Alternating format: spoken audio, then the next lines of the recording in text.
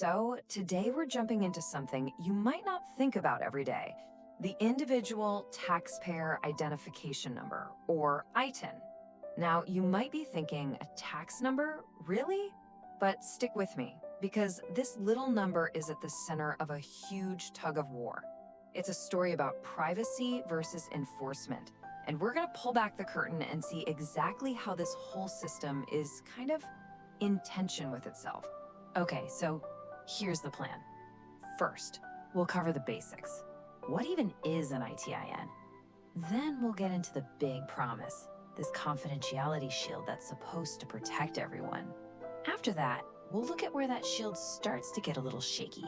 You know, the cracks.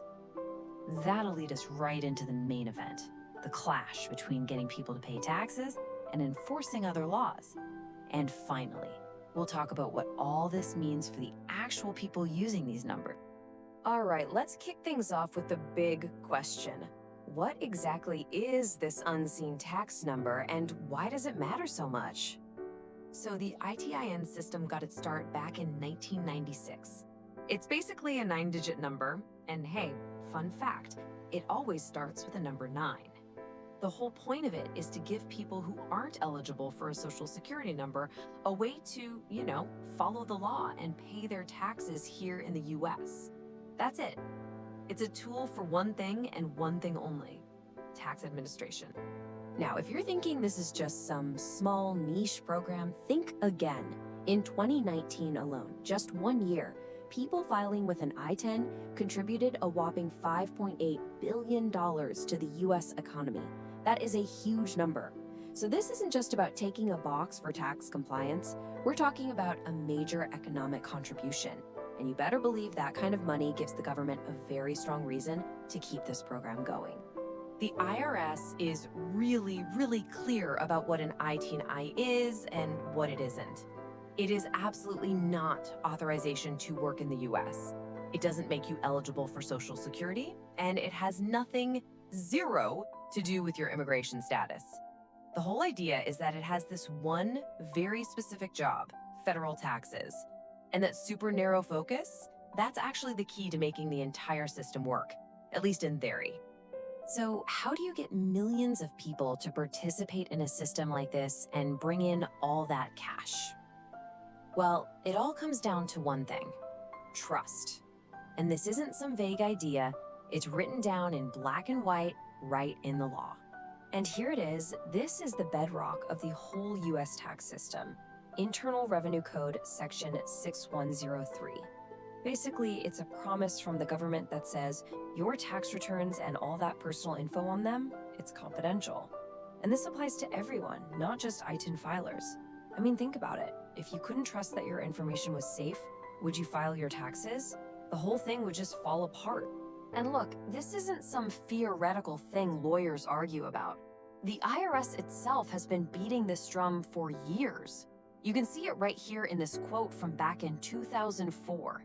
The IRS commissioner basically said that if they started sharing this information with, say, immigration authorities, it would have a massive chilling effect. And what does that mean? It's simple, really. People would get scared, they'd stop filing, and all that tax money, poof, it's gone. Okay, so this confidentiality shield sounds pretty solid, right? A legal promise backed by the IRS. But it's not a perfect shield. It's got some holes in it. And these aren't accidents. They're specific, legally defined exceptions. And that's where things start to get complicated. So the takeaway here is that privacy is the general rule, but it's a rule with exceptions. There are these little back doors. Now, in theory, you need a special key to open them, like a federal court order, which is a pretty big deal. It's not supposed to be a free-for-all. But the fact that these backdoors even exist, that's where that ironclad promise of privacy starts to feel a little less ironclad. And this brings us to one of the biggest gray areas. There's an agency called the Treasury Inspector General for Tax Administration. Let's just call it TIGTA. They have special access to this data for, quote, tax administration purposes. But what exactly does tax administration mean? That phrase is everything. Because in the past, we've seen TIGTA use that access to go after workers for things that weren't tax crimes at all. That's a huge crack in the shield right there. And this is it. This is the heart of the paradox.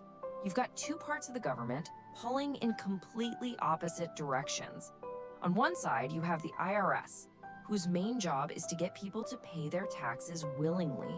And on the other, you have law enforcement agencies who want to use any information they can get to enforce other laws. I mean, this slide says it all, doesn't it? The IRS is over here saying, hey, privacy is everything. Without it, the program fails. And then you have TIGTA on the other side saying, hold on, these privacy rules are stopping us from doing our job. They're looking at the exact same data and coming to completely opposite conclusions about what it should be used for. It's a total clash of priorities. And if you look at how this is played out over time, you can really see the pressure building. So it starts in 1996, and it's all about tax compliance. Simple enough. Then bam, 2003, you get those TIGTA cases in Kentucky, and suddenly this enforcement angle becomes very real. Fast forward to 2015, and the PATH Act makes getting an ITIN harder. And now we're looking at a 2025 agreement that could let the IRS share info directly with ICE. Do you see the pattern? The wall of privacy keeps getting more and more holes poked in. Okay, so we've talked about the law, the agencies, the conflicts, but what about the people? What does all this legal back and forth actually mean for the millions of individuals who rely on this system? Well, it all begins with this form, the W-7. To get an ITIN, you can't just ask for one. You have to file a federal tax return at the same time. Think about what that means. You're handing over your name, your address, who you are, how much you make, incredibly sensitive stuff. And you're doing it because you trust that promise of confidentiality. And this really gets to the heart of the matter. This quote isn't from some government report. It's from a disclaimer that community tax clinics have to give people who are applying. They have to tell them straight up, hey, there is a risk that the IRS could share your information with other agencies. They have to put the paradox right there on the table. The system is built on privacy, but that privacy isn't guaranteed. So at the end of the day, the entire ITIN system is just stuck. It's stuck in this constant push and pull. Its very strength, the thing that brings in billions of dollars, is this promise of privacy. But as we've seen, that promise is not absolute. So it leaves us with this big looming question. What gives? When the government's need for tax money goes head to head with its demand for enforcement, which one wins? There's just no simple answer.